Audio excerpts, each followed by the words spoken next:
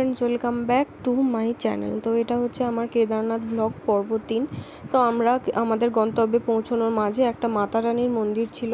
তো সেই মাতা রানীর মন্দির দর্শন করার জন্য আমরা সবাই চলে গিয়েছিলাম। তো মন্দিরটা দেখো, চারদিকে জল, শুধু মাঝে একটা মন্দির রয়েছে, খুব সুন্দর। তো আমার ভিডিও করাকে ওরা আমাকে হাই করছিল। তো আমরা কিছুটা হেঁটে গাড়িটা রেখে আমরা চলেই গেছিলাম সেই মাতা রানীর মন্দির।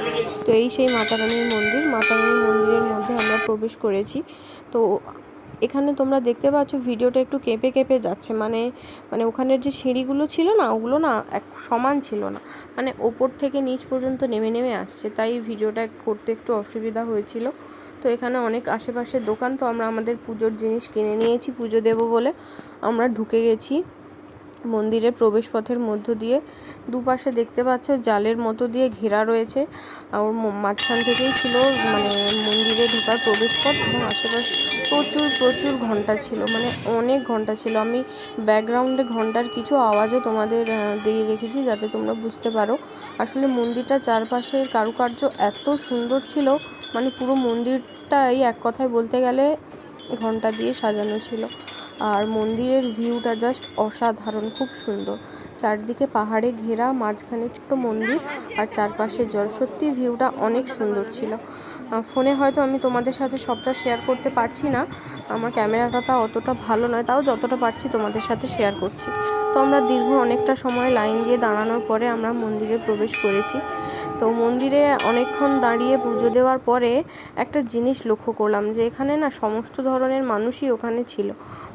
অনেকে ঝগড়া করছিল, আসলে অনেকক্ষণ লাইন দেওয়ার পর তো অনেকে বিরক্তি প্রকাশ করছিল। তো ফাইনালি পুজো দিয়ে বেরিয়ে এসেছি। তো ও মন্দিরের ঠিক পাশেই ছিল একটা ব্রিজ, ঝুলে ছিল একটা ব্রিজ। তো ব্রিজ থেকে মন্দিরের ভিউটা ঠিক এই রকমই আসছিল। সেখানে অনেক মানুষই সেখানে গিয়েছিল। তো আমার বোন বলল যে আমাকে একটা সুন্দর দেখে ভিডিও করে দে। এবার বলেছে যখন, তো দিতেই হবে, তাই ওকে একটা সুন্দর দেখে ভিডিও করে দিলাম। তো আমরা ভিডিও ছবি কিছু তোলার পর ওখান থেকে বেরিয়ে এসেছি। যেই জায়গা থেকে গেছিলাম ওই রাস্তা দিয়েই বেরিয়ে এসেছি। রাস্তার দুই ধারে অনেক দোকান ছিল, তো দোকানগুলো দেখতে দেখতেই আমরা বেরিয়ে এসেছি। আর একটা কথা জানো তো, ওখানে না ঘোড়ারও ব্যবস্থা ছিল, যারা হেঁটে যেতে পারছিল না তাদের জন্য ঘোড়ারও ব্যবস্থা ছিল।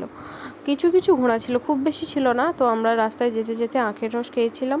তো আজকে পর্যন্ত এতটাই, দেখা হচ্ছে নেক্সট পর্বে। Tata, bye bye. তোমাদের যদি ভিডিওটা ভালো লাগে তো প্লিজ লাইক, কমেন্ট।